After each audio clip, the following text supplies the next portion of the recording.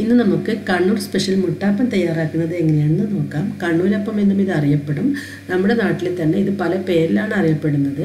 വളരെ ടേസ്റ്റി ആയിട്ടുള്ള ഒരു അപ്പമാണിത്. അപ്പം നമുക്കിത് എങ്ങനെയാണ് തയ്യാറാക്കുന്നത് എന്ന് നോക്കാം. അതിന് വേണ്ടി ഞാനിവിടെ 1 കപ്പ് പച്ചരി കഴുകി വൃത്തിയാക്കി 2 മണിക്കൂർ കുതിർത്ത് വെച്ചിട്ടുണ്ട്. ഈ പച്ചരി നമുക്കൊരു മിക്സിയുടെ ജാറിലേക്ക് ഇട്ട് കൊടുക്കാം.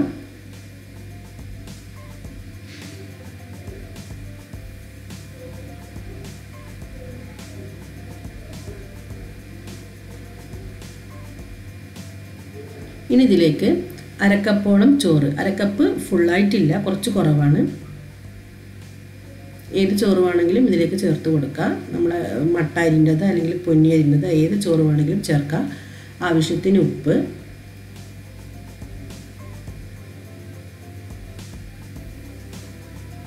രണ്ട് ഏലക്ക, അരക്കപ്പ് വെള്ളം, ഇത്രയും ചേർത്ത് ഇതിനെ നന്നായിട്ടൊന്ന് അരച്ചെടുക്കാം.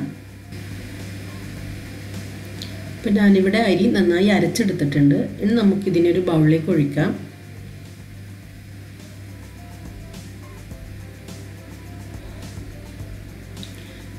ഇഡ്ഡലി മാവെല്ലാം പോലെയാണ് ഈ മാവ് ഉണ്ടാവുക. ഒരുപാട് വെള്ളം ചേർത്ത് അരക്കരുത്.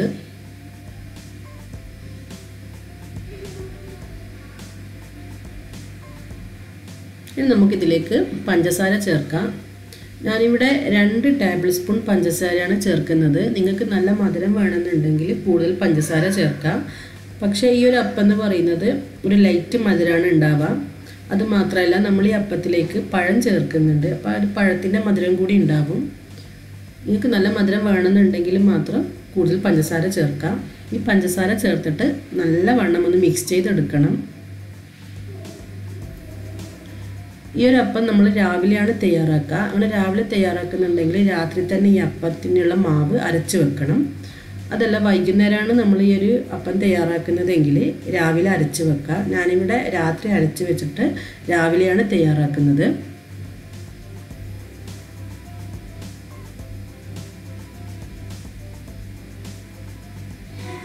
നമുക്കിതിനെ അടച്ച് വെക്കാം.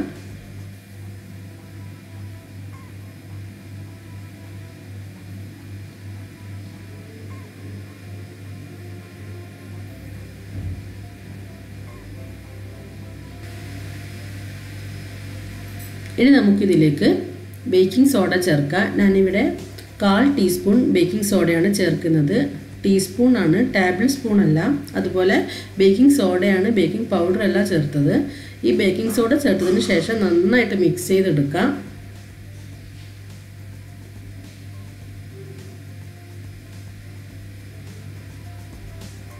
ഞാനിവിടെ കിട്ടുന്നൊരു പഴം എടുത്തിട്ടുണ്ട്. ഇത് വലിയൊരു പഴമാണ്, അതുകൊണ്ട് തന്നെ ഇതിൻ്റെ പകുതിയാണ് എടുക്കുന്നത്. സാധാരണ ഇതിൽ നമ്മുടെ നാട്ടിൽ കിട്ടുന്ന മൈസൂർ പഴമാണ് ചേർക്കാം. 1 കപ്പ് അരിക്ക് 1 പഴം ചേർത്താൽ മതി.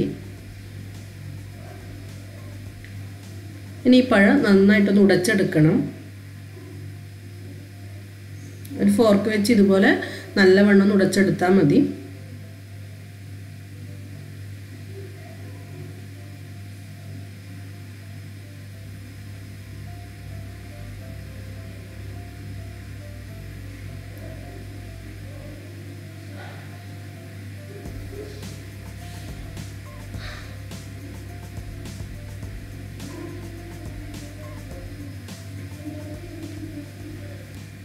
ഇപ്പോൾ പഴം ഞാനിവിടെ നന്നായിട്ട് ഉടച്ചെടുത്തിട്ടുണ്ട്. ഇനി നമുക്ക് ഈ ഉടച്ചെടുത്ത പഴം ഈ മാവിലേക്ക് ഇട്ട് കൊടുക്കാം.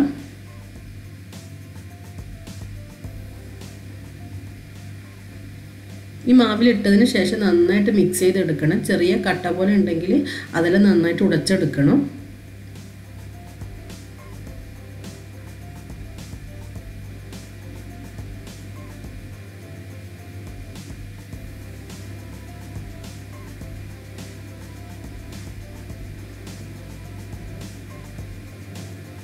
അപ്പോൾ പഴം നന്നായിട്ട് ഈ മാവിൽ മിക്സായി.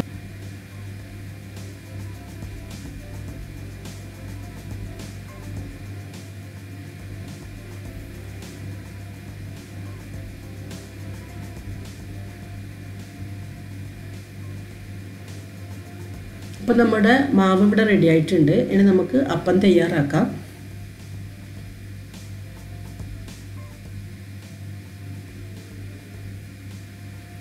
അപ്പോൾ അതിനു വേണ്ടി ചട്ടി വെച്ചിട്ടുണ്ട്. ചട്ടി ചൂടായി വരുമ്പോൾ നമുക്കിതിലേക്ക് ഓയിൽ ഒഴിക്കാം. ഓയിൽ ഒഴിക്കുന്ന സമയത്ത് ഈ കുഴി മുഴുവനായിട്ട് ഓയിൽ ഒഴിക്കരുത്. അങ്ങനെ ഒഴിച്ചിട്ടുണ്ടെങ്കിൽ നമ്മൾ മാവ് ഒഴിക്കുന്ന സമയത്ത് ഓയിൽ പുറത്തേക്ക് വരും.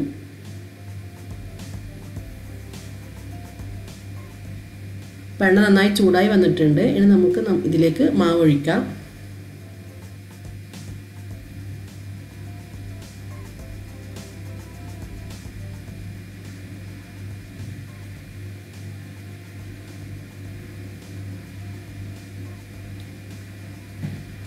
എണ്ണ നന്നായി ചൂടായതിനു ശേഷം മാത്രമേ ഈ മാവ് ഒഴിക്കാൻ പാടുള്ളൂ. അതുപോലെ മാവ് ഒഴിച്ച് വരുമ്പോൾ നന്നായിട്ട് ഉള്ളു വെന്ത് വരുന്ന സമയത്ത് ഈ അപ്പം ഇങ്ങനെ പൊങ്ങി വരും.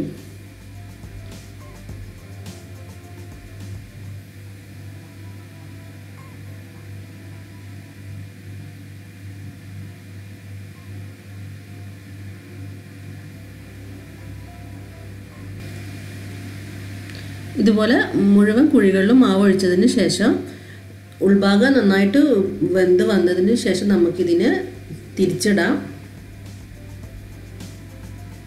ഇപ്പോൾ നന്നായിട്ട് പൊങ്ങി വന്നിട്ടുണ്ട്. എൻ്റെ ഈ ചട്ടി വളരെ ചെറിയ ചട്ടിയാണ്, അതുകൊണ്ട് ചെറിയ അപ്പം എനിക്ക് തയ്യാറാക്കാൻ പറ്റും. പൊതുവേ ഈ അപ്പം എന്ന് പറയുന്നത് നല്ല വലിയ അപ്പമാണ്. അപ്പോൾ അടിഭാഗം നന്നായിട്ട് വെന്ത് നല്ല ഗോൾഡൻ കളറായി വന്നിട്ടുണ്ട്. നമുക്ക് ഈ അപ്പത്തിനെ തിരിച്ചിടാം.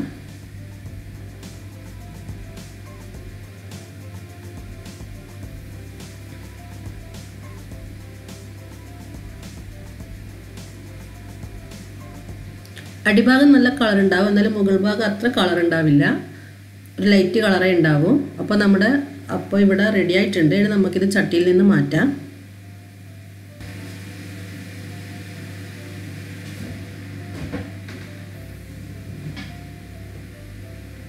അപ്പോൾ ഇതുപോലെ മുഴുവൻ മാവ് കൊണ്ട് നമുക്ക് മുട്ടാപ്പം തയ്യാറാക്കി എടുക്കാം.